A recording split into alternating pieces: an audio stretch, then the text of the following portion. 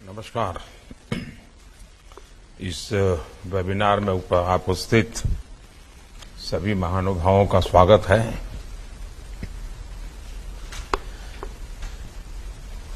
आज का नया भारत नए वर्क कल्चर के साथ आगे बढ़ रहा है। इस बार भी बजट की खूब वाहवाही हुई है। देश के लोगों ने इसे बहुत पॉजिटिव तरीके से लिया है। अगर पुराना वर्क कल्चर होता तो इस तरह के बजट वेबिनार्स के बारे में कोई सोचता ही नहीं। लेकिन आज हमारी सरकार बजट के पहले भी और बजट के बाद भी हर स्टेक होल्डर के साथ विस्तार से चर्चा करती हैं, उनको साथ लेकर के चलने का प्रयास करती हैं। बजट का मैक्सिमम आउटकम कैसे आए, बजट का इम्प्लीमेंटेशन तय समय सीमा के भीतर कैसे हो, जो लक्ष्य बजट में तय किए गए हैं उन्हें प्राप्त करने में ये वेबिनार एक कैटलिस्ट की तरह काम करता है। आप भी जानते हैं कि मुझे हेड ऑफ द गवर्नमेंट के तौर पर काम करते हुए 20 साल से भी अधिक समय का अनुभव रहा है।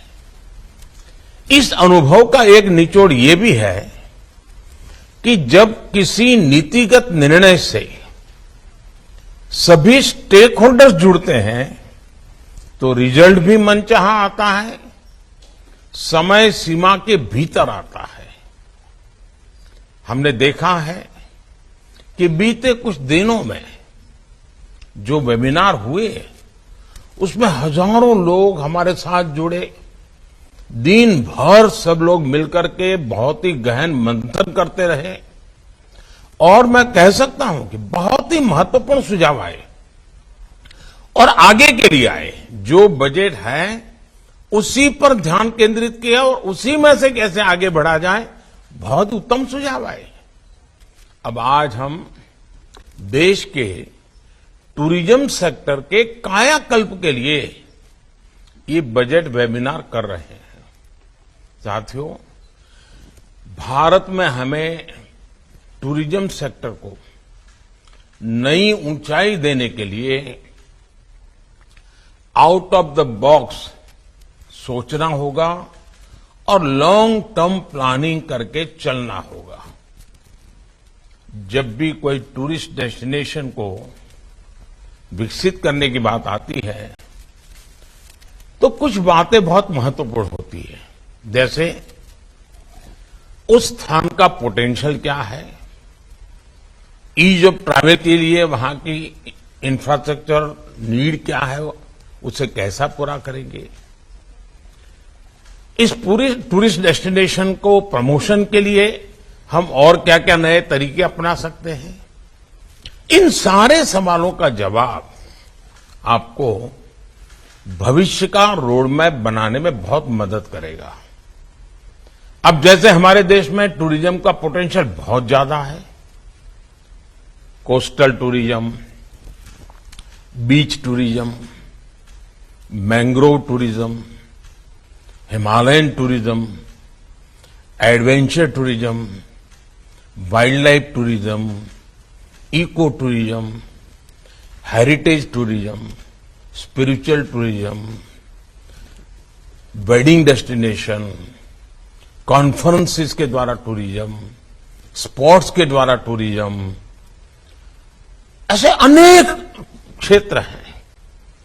अब देखिए, Ramayan circuit, Buddha circuit, Krishna circuit, north east circuit, Gandhi circuit, सब हमारे महान गुरु परंपरा हुई, उनके सारे तीर्थ क्षेत्र, पूरा पंजाब भरा पड़ा है। हमें इन सभी को ध्यान में रखते हुए मिलकर के काम करना ही है।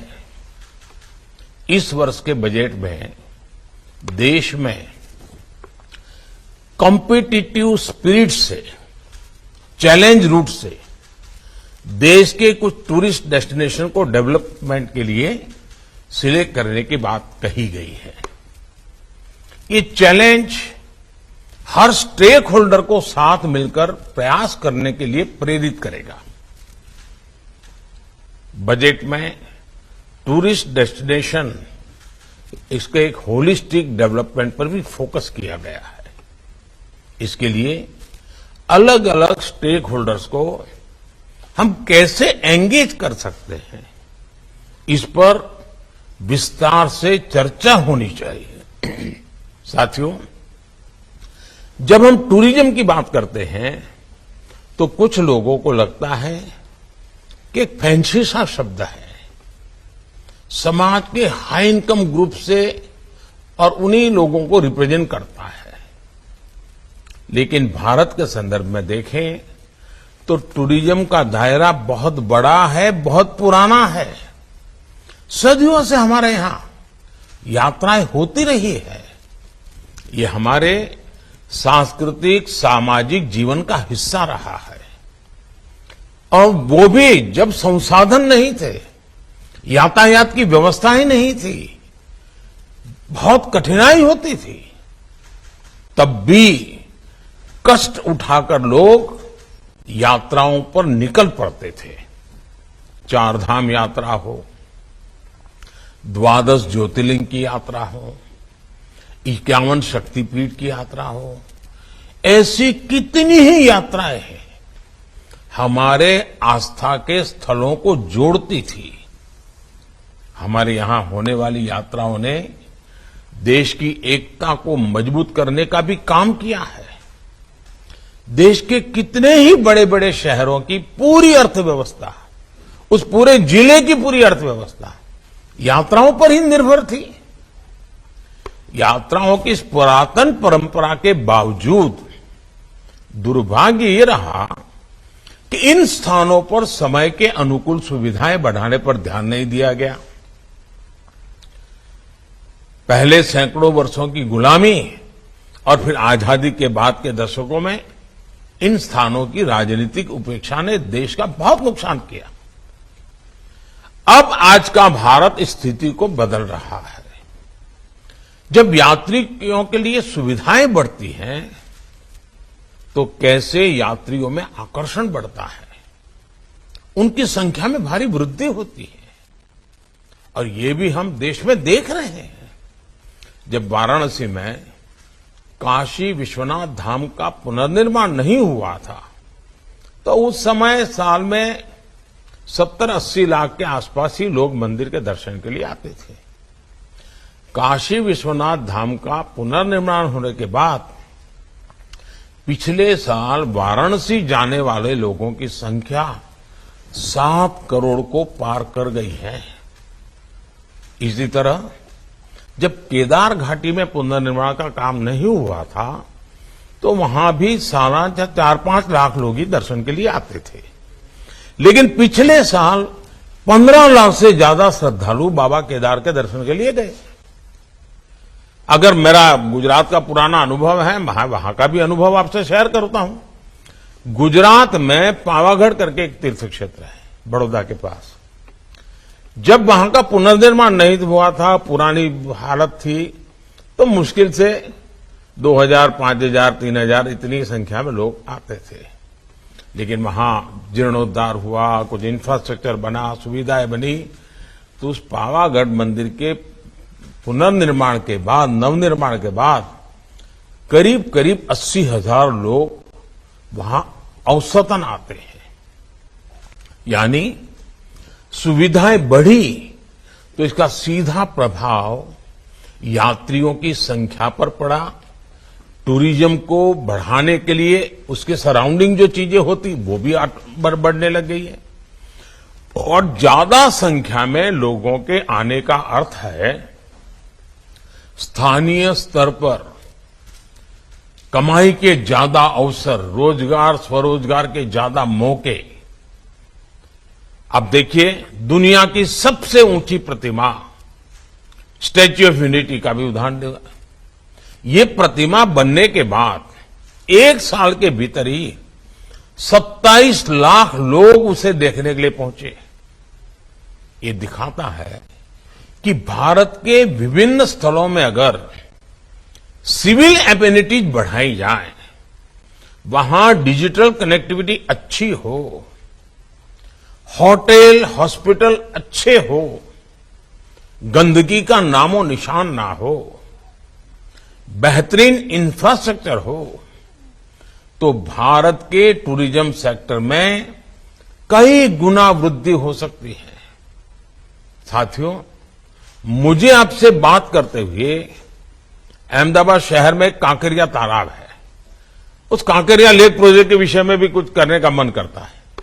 अब ये कांकरिया लेक प्रोजेक्ट शुरू होने से पहले वहां आमतौर पर लोग जाते नहीं थे, वैसे वहां से गुजरना पड़े तो गुजरे, लेकिन वहां कोई जाता ही नहीं था।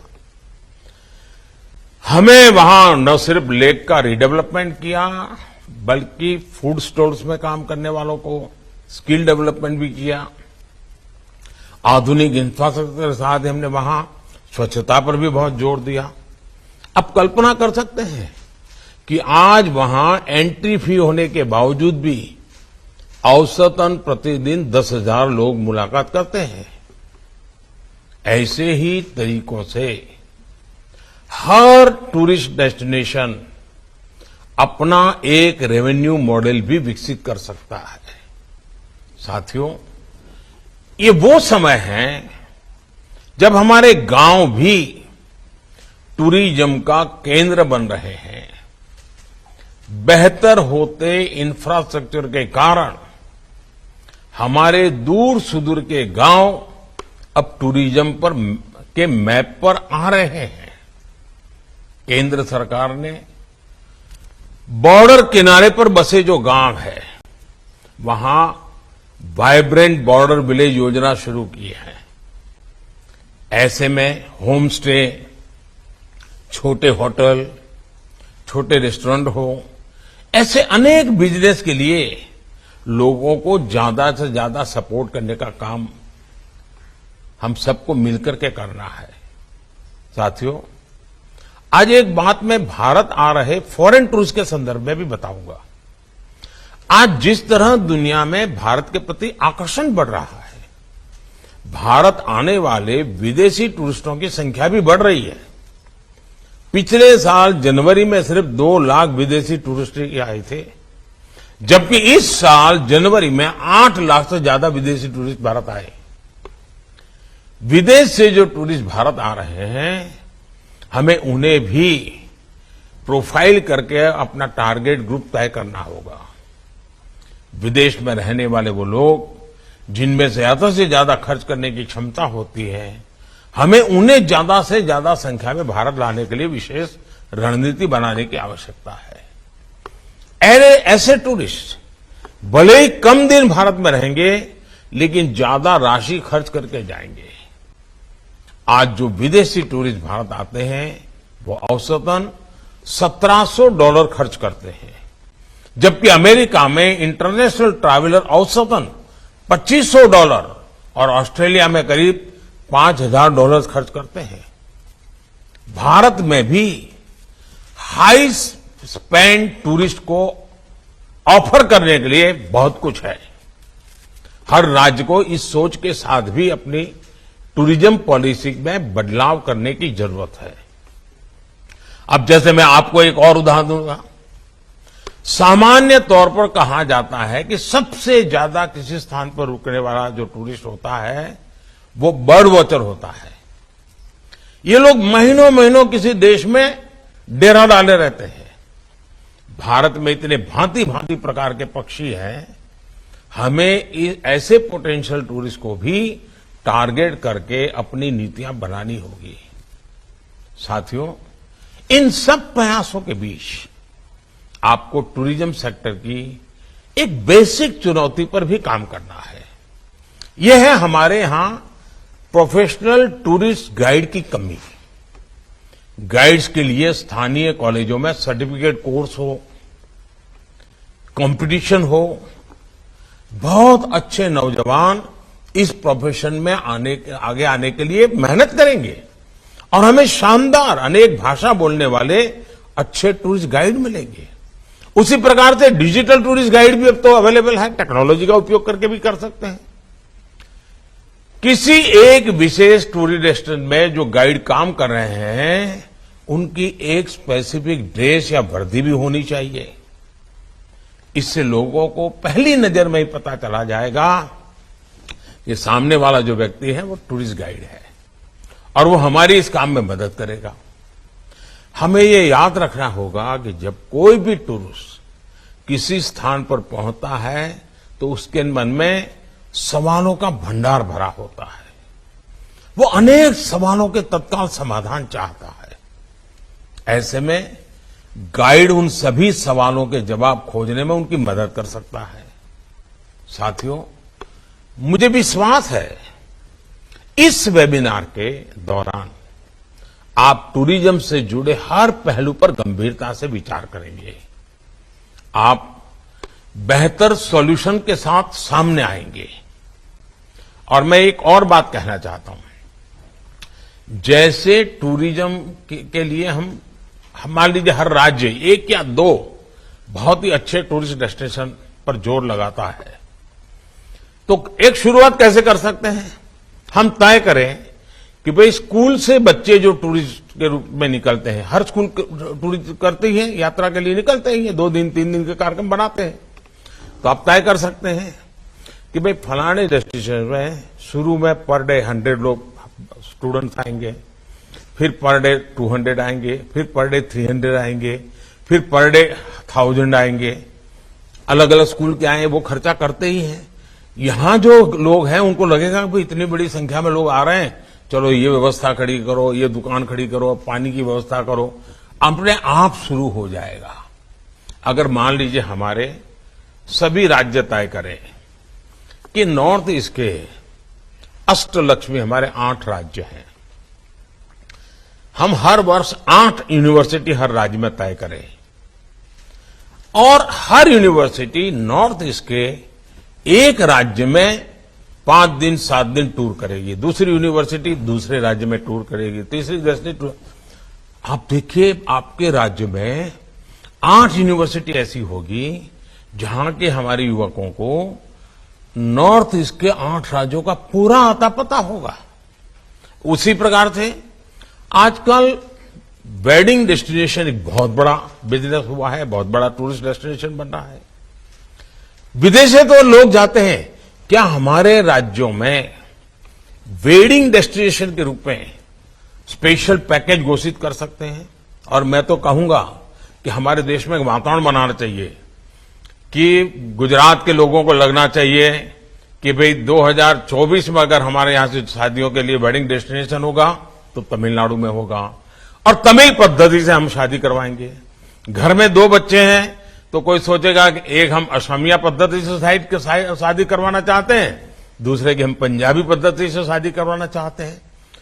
वेडिंग डेस्टिनेशन वहां बना देंगे। आप कल्पना कर सकते हैं, वेडिंग डेस्टिनेशन इतना बड़ा कारोबार की संभावना है। हमारे देश का टॉप क्लास के लोग विदेश जाते होंगे, लेकिन middle class, upper middle class के लोग आजकल वेडिंग डेस्टिनेशन पे जाते हैं और उसमें भी जब नयापन होता है तो उनकी जिंदगी में यादगार हो जाता है। हमने इस दिशा को अभी तक उपयोग नहीं कर रहे हैं, कुछ इन्हें गुने स्थान अपने तरीके से करते हैं। उसी प्रकार से कॉन्फ्रेंसेस, आज दुनिया के लोग कॉन्फ्रेंस के लिए आते हैं। हम ऐसा इंफ्रास्ट्रक्चर तैयार करें, पब्लिक प्राइवेट पार्टनरशिप से करें, लोगों को कहें, जमीन की कुछ ऐसी व्यवस्थाएं करें, तो कॉन्फ्रेंसेस के लिए लोग आएंगे तो वो होटल में भी रुकेंगे, हॉस्पिटैलिटी इंडस्ट्री भी बढ़ेगी, यानी एक पूरा इकोसिस्टम डेवलप हो जाएगा। उसी प्रकार से स्पोर्ट्स टूरिज्म भी बहुत क्षेत्र है, हम इनवाइट करें। अब देखिए अभी कतर में फुटबॉल मैच हुआ पूरे दुनिया का, कतर की इकोनॉमी में बहुत बड़ा प्रभाव हुआ उसका, दुनिया भर के लोग आए, लाखों लोग आए। हम छोटे से शुरू करें, बहुत बड़ा हो सकता है। हमें इन तरीकों को ढूंढना होगा, उसके लिए फिर इंफ्रास्ट्रक्चर। शुरू में लोग आए ना आए, हम अपने स्कूल के बच्चों, कॉलेज के बच्चों, हमारे सरकार की मीटिंगों के लिए वहां जाना, अगर हम अपने एक डेस्टिनेशन को महत्व देना शुरू करेंगे तो अपने आप और लोग भी आना शुरू करेंगे और फिर वहां की व्यवस्थाएं बनेगी। मैं चाहता हूं कि भारत में कम से कम 50 टूरिस्ट डेस्टिनेशन ऐसे हमने डेवलप करने चाहिए कि दुनिया के हर कोने में पता हो कि अगर भारत जाते हैं तो इस जगह पे तो जाना ही चाहिए। हर राज्य को गर्व होना चाहिए कि दुनिया के इतने देश के लोग मेरे यहां आते हैं। दुनिया के इतने देशों को हम टारगेट करेंगे, हम वहां की एम्बेसी को लिटरेचर भेजेंगे, वहां की एम्बेसी को हम कहेंगे कि देखिए आप टूरिस्टों के लिए मदद चाहते हैं तो हम ये मदद करते हैं। हमें पूरी व्यवस्था, हमारे जो टूर ऑपरेटर्स हैं उनसे भी मेरा आग्रह है कि आपको नए सिरे से सोचना होगा। हमें हमारी एप्स, हमारा डिजिटल कनेक्टिविटी, इन सबको बहुत आधुनिक बनाना होगा और हमारा कोई टूरिस्ट डेस्टिनेशन ऐसा नहीं होना चाहिए जिसकी ऐप यूएन की सभी लैंग्वेजेज में ना हो और भारत की सभी लैंग्वेजेज में ना हो। अगर मैं सिर्फ अंग्रेजी और हिंदी में हमारी वेबसाइट बना देंगे तो संभव नहीं हो। इतना ही नहीं, हमारे टूरिस्ट डेस्टिनेशन पर साइनेजेज सभी भाषाओं के होने चाहिए। अगर तमिल का कोई सामान्य परिवार आया है, बस लेकर के चला है और वहां पर उसको तमिल में अगर साइनेजेज मिल जाते हैं तो वो बड़ी आसानी से पहुंच जाता है। छोटी छोटी चीजें हैं जी। हमने एक बार अगर इसके महात्म्य को समझेंगे तो हम अवश्य रूप से टूरिज्म को वैज्ञानिक तरीके से आगे बढ़ा सकते हैं। मैं आपसे आशा करता हूं कि आज के इस वेबिनार में बहुत विस्तार से चर्चा करिए और रोजगार के बहुत सारे अवसर जैसे एग्रीकल्चर में है, जैसे रियल एस्टेट डेवलपमेंट और इंफ्रास्ट्रक्चर में है, टेक्सटाइल में है, उतनी ही ताकत टूरिज्म के अंदर रोजगार की है। बहुत अवसर है। मैं आपको निमंत्रण देता हूं और आपको इस आज के वेबिनार के लिए बहुत शुभकामनाएं देता हूं। बहुत बहुत धन्यवाद।